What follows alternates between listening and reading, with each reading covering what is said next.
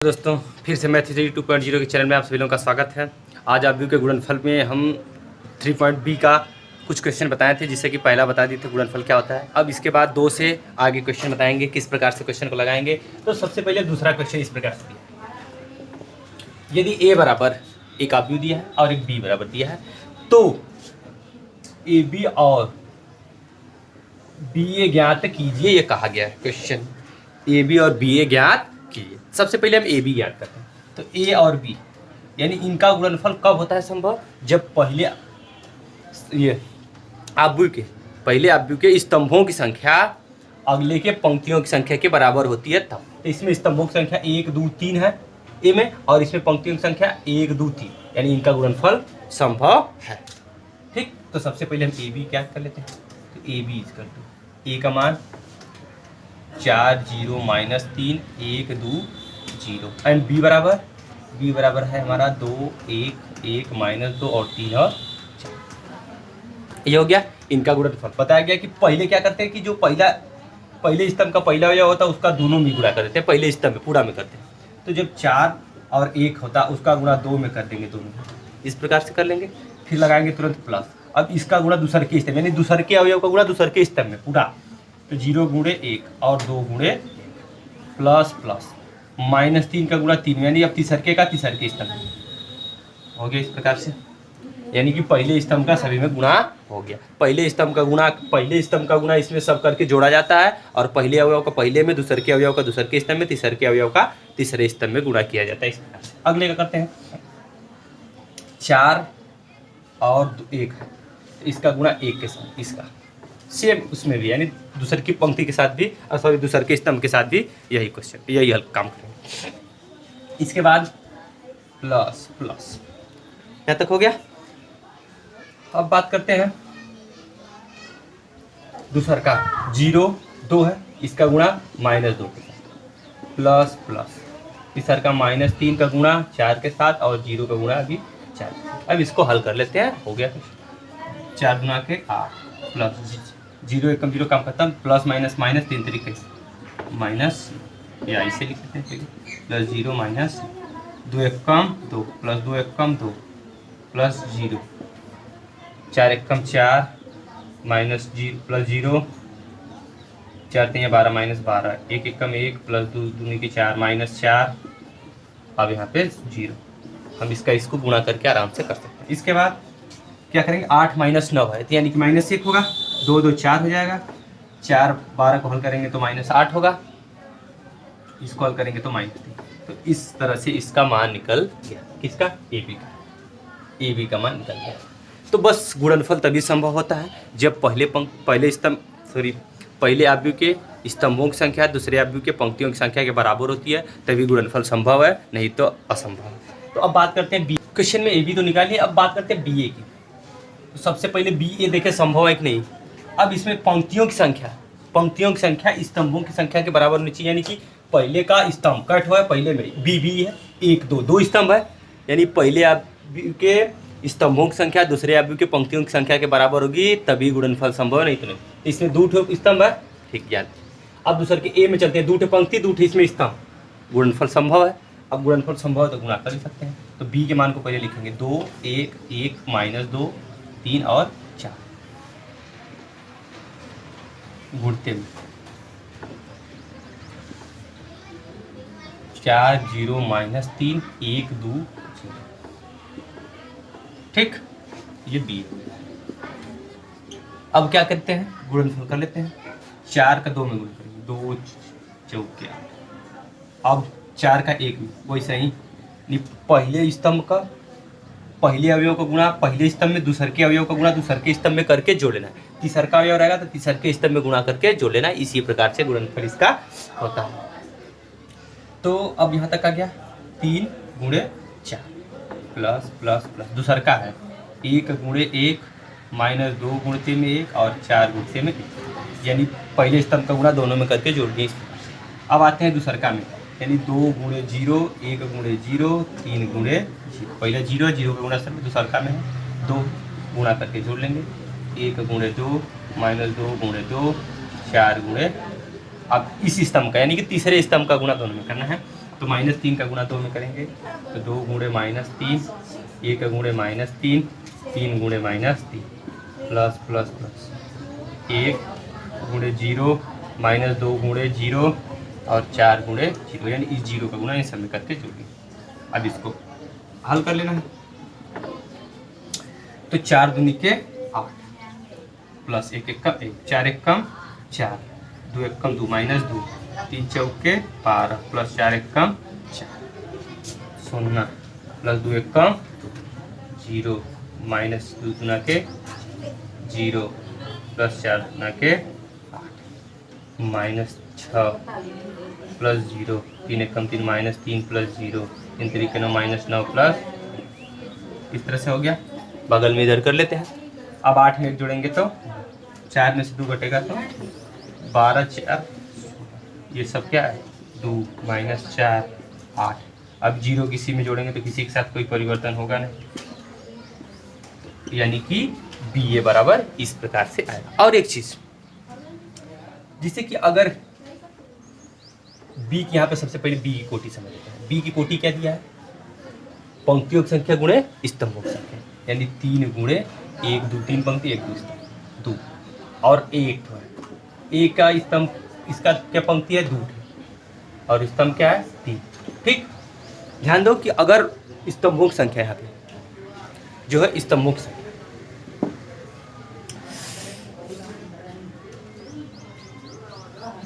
यहाँ पे स्तंभ की संख्या पंक्तियों की संख्या के बराबर है तो गुणनफल हो गया।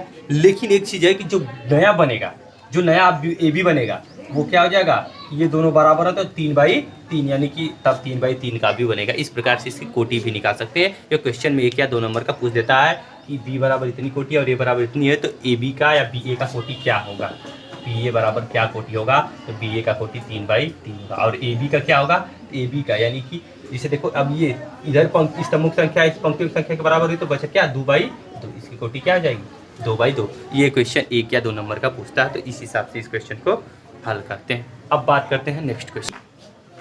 यदि A बराबर 0 2 3 और 1 हो तो A² का मान ज्ञात कीजिए। तो A² का मान ज्ञात करने के लिए हम क्या करेंगे, सबसे पहले स्क्वायर का मतलब समझते हैं। A² बनता है उनके दोनों गुणनफल के, यानी A में A का गुणा करके।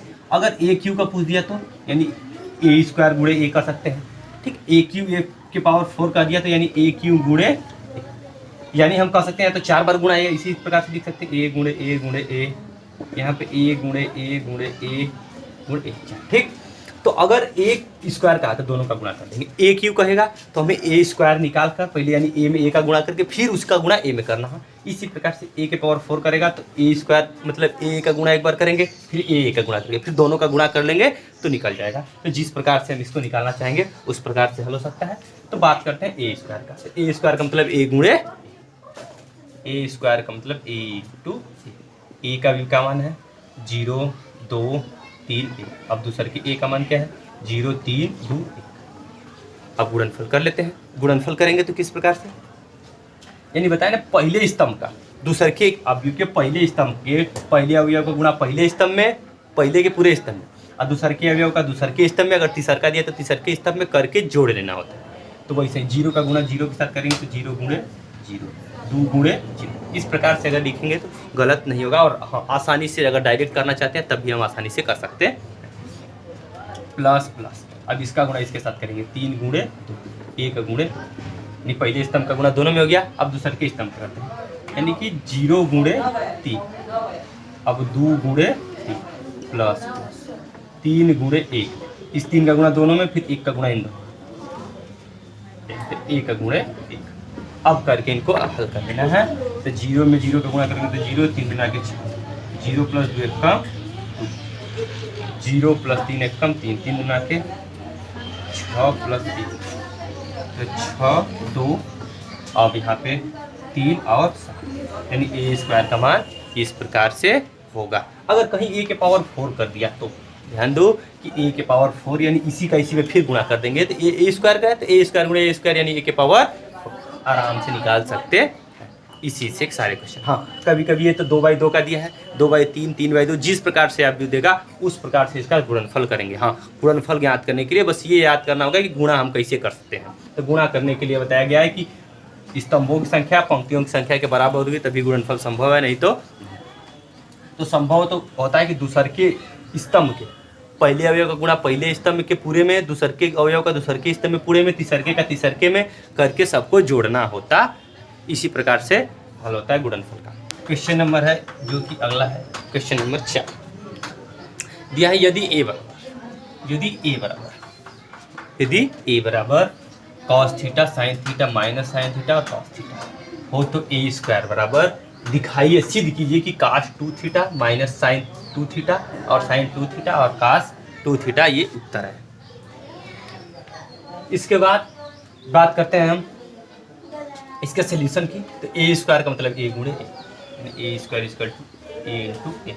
अब ए का मान क्या दिया है, cos theta minus sin theta cos theta. अब गुणते हैं cos theta sin theta cos, यानी इसी का इसी में गुणा। अब cos है तो cos का गुणा इन दोनों में करेंगे, तो cos का cos में गुणा करेंगे तो cos theta into cos theta. हम डायरेक्ट लिख सकते हैं, cos का cos में गुणा होगा तो cos स्क्वायर थीटा, cos का गुणा sin में होगा तो minus sin theta into cos theta, ठीक, प्लस। अब sin का गुणा इन दोनों में करना है तो sin का गुणा इसमें होगा sin में, तो sin यहाँ पे माइनस है, सॉरी मिस्टेक, जिसे इसी का है तो माइनस sin का गुणा इसमें करेंगे तो minus sin square theta. sin का sin में गुणा होता है sin स्क्वायर थीटा, माइनस का गुणा अब इसमें होगा तो प्लस माइनस, यहाँ पे प्लस रहेगा पहले वाला, minus sin theta into cos theta. कर पाएंगे इस प्रकार से। अब यानी इन दोनों का गुणा दोनों में हो गया। अब इसका इसमें करते हैं तो sin का गुणा इस cos में करेंगे तो sin theta cos theta into sin theta, ठीक। अब cos sin का गुणा अब नीचे वाले माइनस sin में करेंगे तो माइनस sin स्क्वायर थीटा। अब cos का गुणा करना है दूसरे के में, प्लस cos का गुणा sin में करेंगे तो cos theta into plus cos का cos में गुणा होगा तो cos स्क्वायर थीटा। इस प्रकार से अब आप को अब यहाँ को हल करते हैं तो cos square theta minus sin square theta आता है। माइनस माइनस दोनों तो जोड़ लेते हैं तो 2 sin theta into cos theta, minus हो जाएगा, दोनों एक जैसे होते हैं और माइनस भी दोनों होते हैं तो जोड़ लिया जाता है। इसके बाद यहाँ पर दोनों प्लस में तब भी जोड़ेंगे तो 2 cos इंटू, ठीक। अब यहाँ पर इसको हम थोड़ा पहले इसको बाद में लिख सकते हैं क्योंकि प्लस में, इसलिए क्योंकि फार्मूला हम आसानी से बना सकते हैं, ठीक।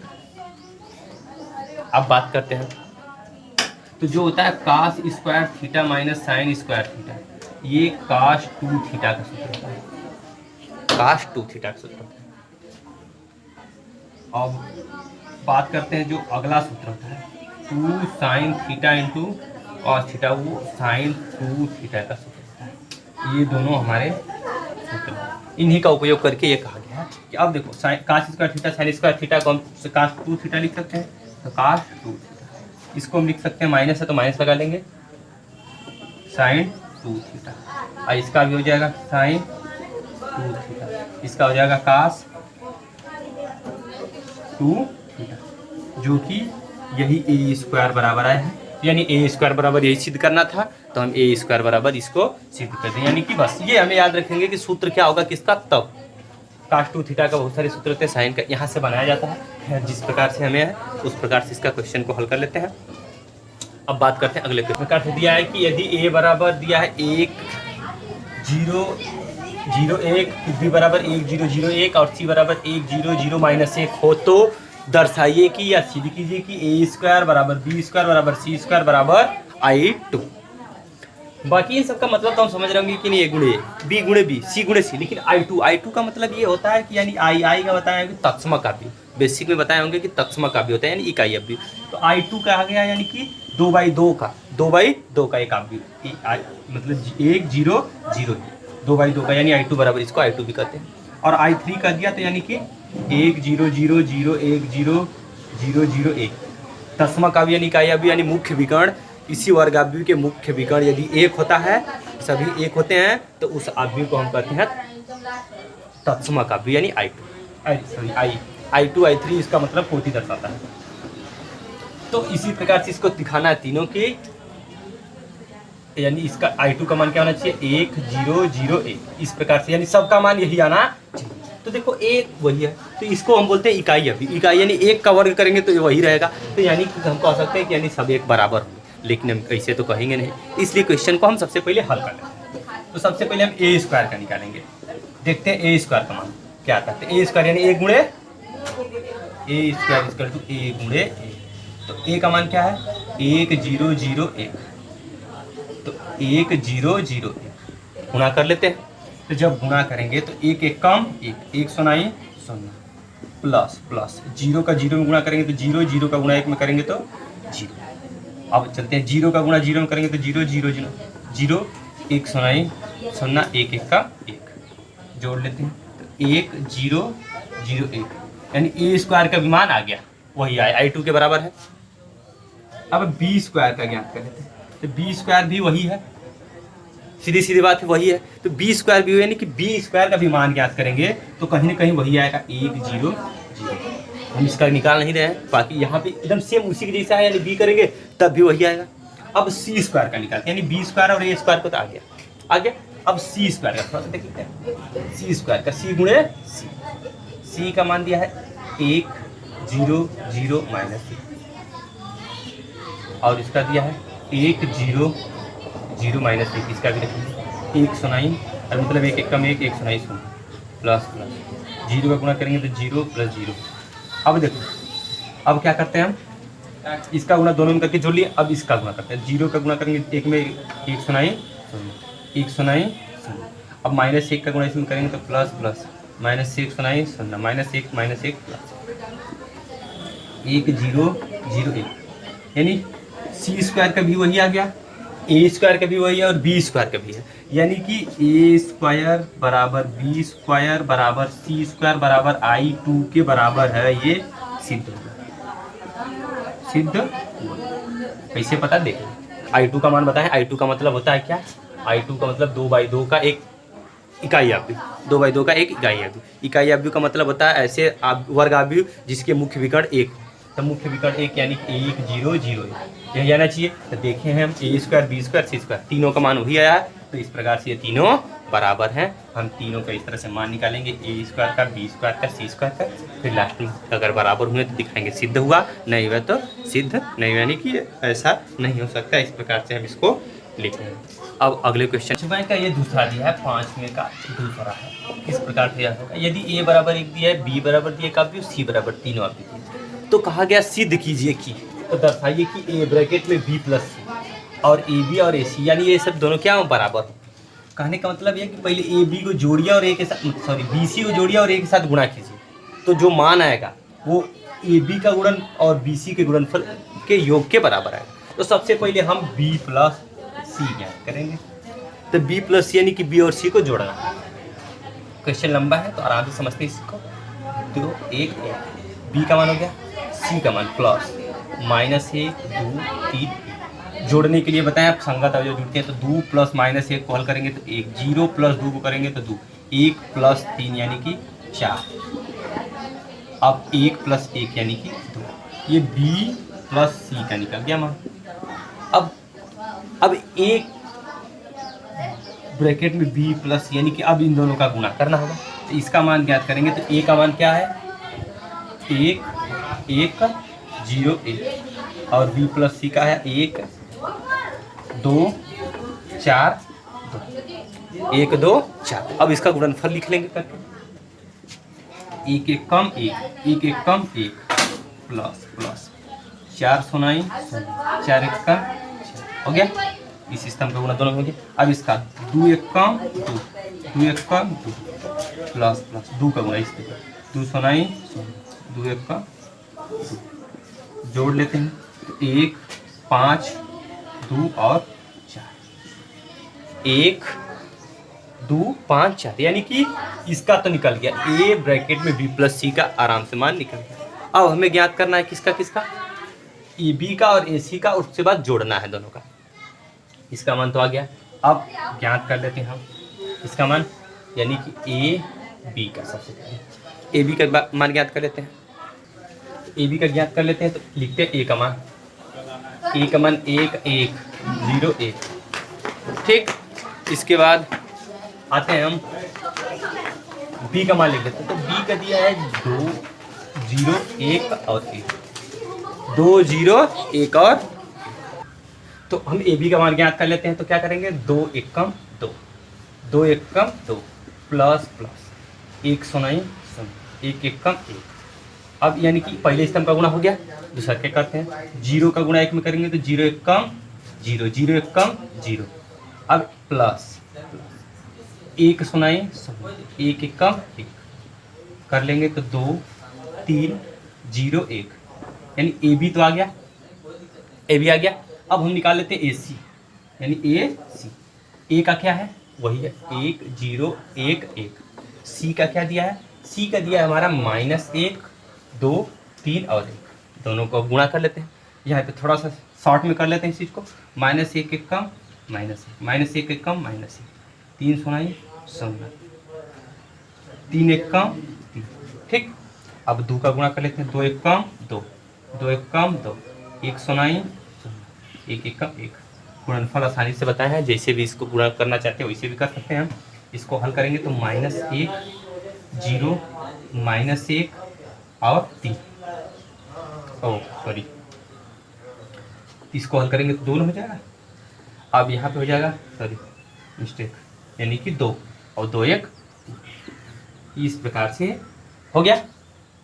यानी कि जो हमारा है ए बी भी निकल गया, ए सी भी निकल गया और ए बी प्लस सी भी निकल गया। अब क्या करते हैं, हम देखते हैं यानी कि ये बराबर है कि।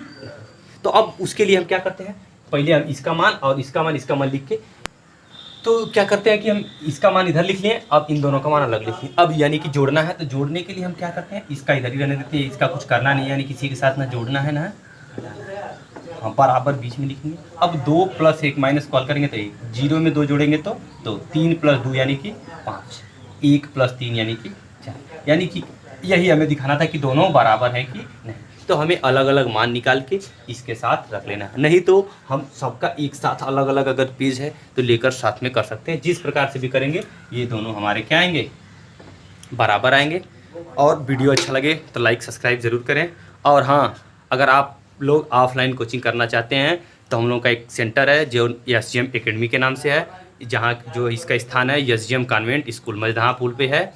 अगर आप लोग पढ़ना चाहते हैं कोचिंग तो ये 1 से 12 तक कोचिंग है, यानी 1 से 12 तक आप इसमें पढ़ सकते हैं। SGM एकेडमी के नाम से मजदहा पुल SGM कॉन्वेंट स्कूल स्थान है, उसी को स्कूल में है। यहाँ पर अगर संपर्क के लिए आप लोगों के पास नंबर लिखा गया है, इस नंबर के जरिए आप लोग संपर्क कर सकते हैं।